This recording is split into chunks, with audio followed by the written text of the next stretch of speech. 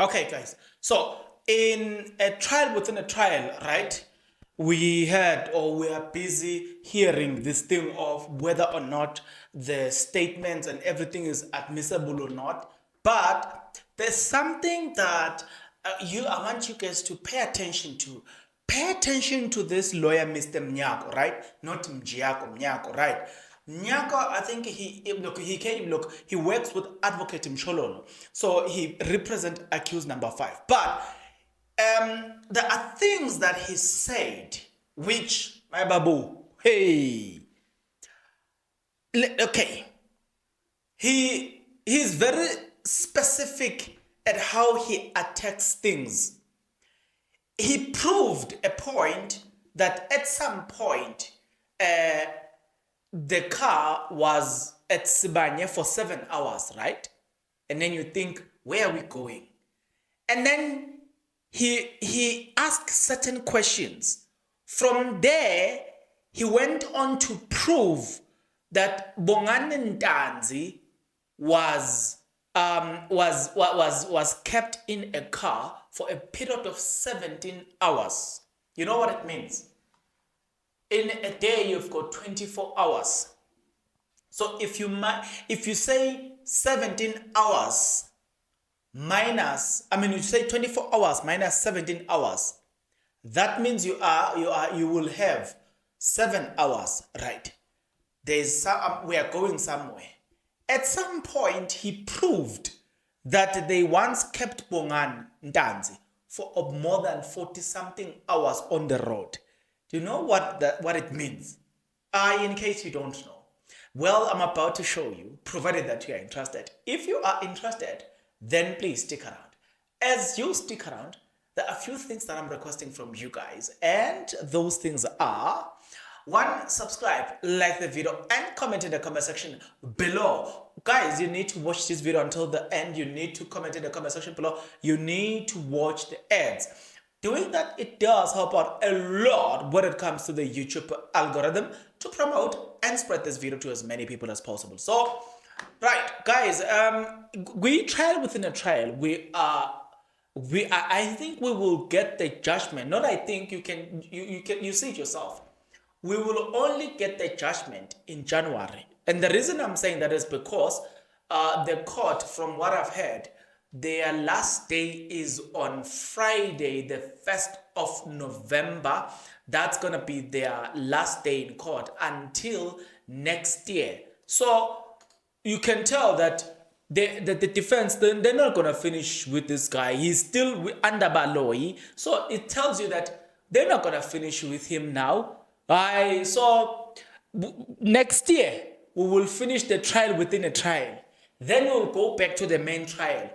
Estimation are saying that we're going to finish this Senzo Meyiwa case around latest November. Right? And there is a reason I'm saying that. Now, there was a cross-examination that was done by Umnyako. He did it go to pre, right? Go to pre, yes. He says the car remained at Sibanye for about 7 hours. So he got him to confirm that. Remember, as an expert. So he confirmed that. Then he says, let's measure the distance from the. Let's measure the distance from the protection service. From the protection service to the other areas at Sibanye. That was 4 kilometers. From the protection service to the hospital, it was 3 kilometers. I'm going somewhere. I'm going to show you something. And then he says, then he asked him, let's talk about when the car was idling at the garage. Then he proved that the car idled from 7 minutes to 7 to 27 past 11. Then the engine went off. And then the engine, they were still at the engine garage. They left the engine garage at about 18 past 12 a.m. The following day, right? So you can count, these people were there from 6. So say 6, 7, 8, 9, 10, 11, 12, 7 hours, which is something that I've already, which is the same as Sibanye. So you can tell now, you look, they were there for 7 hours.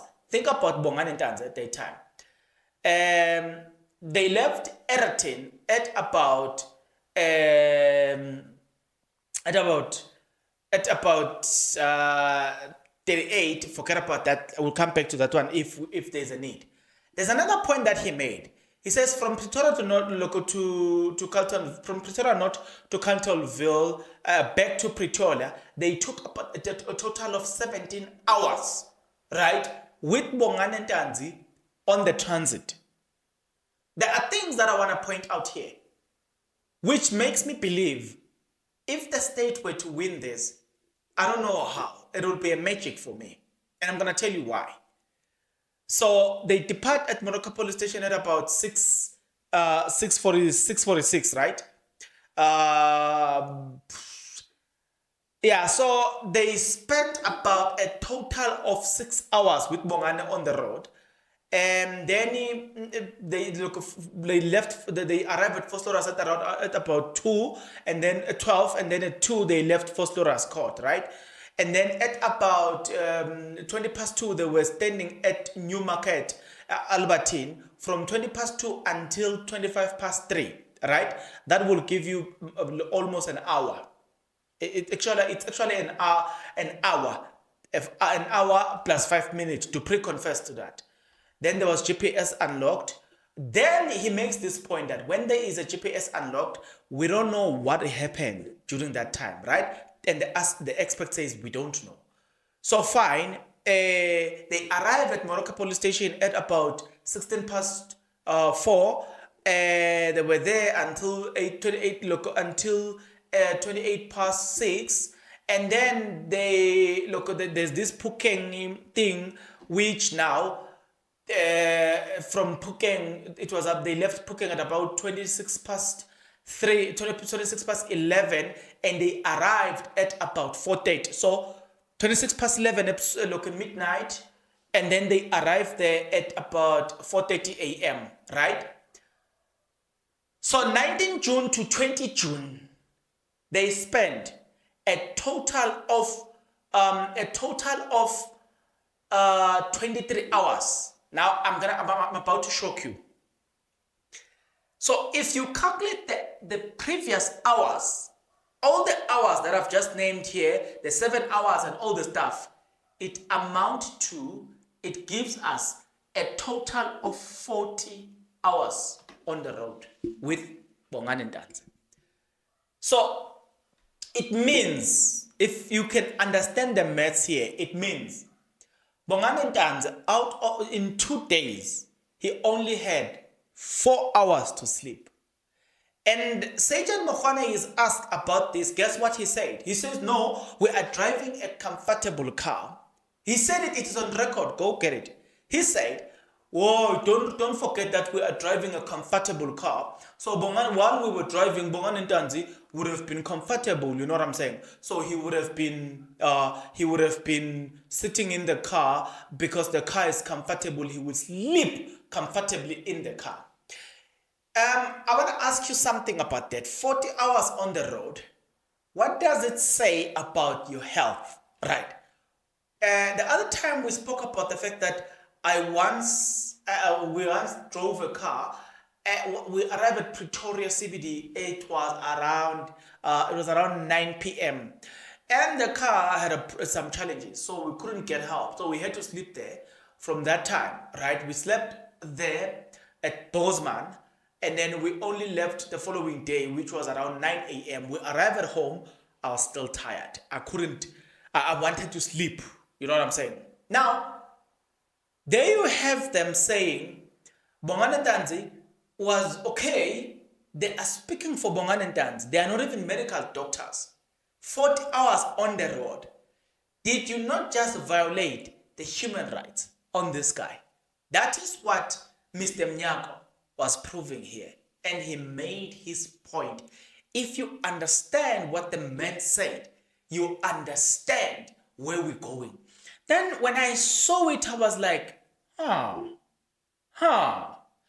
That, let me also point out something here. The reason I mention this, it is simply because it is that the defense, they don't need to prove their client not guilty.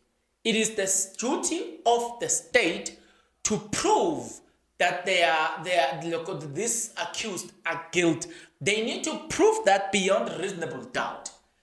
The defense, what they need to do is to show doubt or poke doubt in the evidence given by the state. It is enough for them. So when you watch this case, just pay attention to that. Are there no doubts? If there are no doubts, then the state will win this. But since there are so many doubts in this whole thing, now let me sum it up. The 40 hours here says Bongani Ntanzi did not rest enough. Since he did not rest enough, chances are, in fact, not even chances are, some of the accidents that happens on the road, they happen because people have less concentration span. And sometimes less of concentration spans can be caused by various things. Number one, cell phone. If you are busy on the cell phone, your concentration is now divided. So you've got less concentration span on the road. Number one. Number two, alcohol. If you have alcohol, your concentration span is now reduced, right? Number three, if you are not an alcohol consumer, but you don't sleep enough, that alone, it reduces your concentration span. Now, December is just upon us, right? You're going to hear, there are going to be campaigns such as Alive Arrive. One of the things that they say, if you are traveling a long distance, please, when you see a garage, go into the garage, get some water, refresh, then drive. You know why they do that? It's because they want to make sure that your concentration span is as high as possible, so you can drive well and avoid causing accident and avoid being in an accident if your concentration span is that high. Because there are accidents that can be avoided. But if your concentration span is too low, then you cannot avoid things that are just easy to avoid. Speaking about things that are just easy to avoid, the point I was driving home by by mentioning all these three things that I've just mentioned concerning in connection to or concerning concentration span. The point that I was making is this one, that since now you understand what can disturb a concentration span of a human being, then you can understand that the things that Bongani Ntanzi might have said or done after spending 40 hours on the road cannot be trusted because his concentration span was that low. Like, it was too low. And the cause of his concentration span to have deteriorated to the level where it was, the cause are the very same people who are investigating Bongani Ntanzi. They did not take care of his health. They did not consider his health. They only focus on getting the facts that they were interested to get, not necessarily taking care of his rights. When they were reading the right to say you've got the right to remain silent and all the stuff, they were telling a drunkard person. He was not necessarily drunk of alcohol, but his mind is equivalent to a person who was drunk. Now, I just mentioned the issue of being drunk. What is the relevance of being drunk in this case? Well, the relevance is here. That if you are drunk, you cannot make a statement, right? Whatever you are saying while you are under the influence of alcohol cannot be taken as true by the police. It is by law, right? They cannot take you seriously. You cannot make a confession when you are drunk. That's why they keep emphasizing that you are sober, blah, blah, blah. But they forget one thing. His mind was equally drunk. Why I say that? Because that 40 hours means that his concentration span had deteriorated the cause being the fact that he did not sleep enough. Do you get what I'm trying to say? He was more or less like delusional. His mind was his mind was not sober because of lack of sleep. But on the other hand, you can also argue that is what I can tell you that is going to be the argument. His rights, which are found in the Bill of Rights in the South African Constitution, were violated in the process. And the reason why the rights were violated, it is because police were so obsessed about the idea of getting justice or getting their facts instead of considering these two things, their interest and the person interest. Mohane or Dupree confirmed, the AVL expert confirmed, it is under oath, that yes, these people, they spent 40 hours in total. He said it. It's on record. In other words, Bongane has been able to poke doubt in the evidence that has been brought to him against or by the state. So I said to you guys, if you are on the defense side, what you need to prove is doubt in the evidence given against you, right? So the lawyers has been able, and then this lawyer, it doesn't argue much. He just poked the doubt and he made sure that Dupree confirmed that indeed it's 40 hours, and he confirmed confidently so that okay, yes, it's 48 hours. And once he was done with that, he never take it on with Dupree, and then he left it there. Now I'm gonna go the reason I'm mentioning this is because we will take Mohwane and confirm with Mohwane this. If Mohwane confirmed them spending 48 hours on the road with the accused, he's confirming that indeed they violated the right of the accused by keeping him that much longer without providing him with a necessary place to sleep. Look, please notice that we're gonna get there. Please notice that it is important to provide him with a place to sleep. Though he is an accused, but his rights are not to be trampled upon.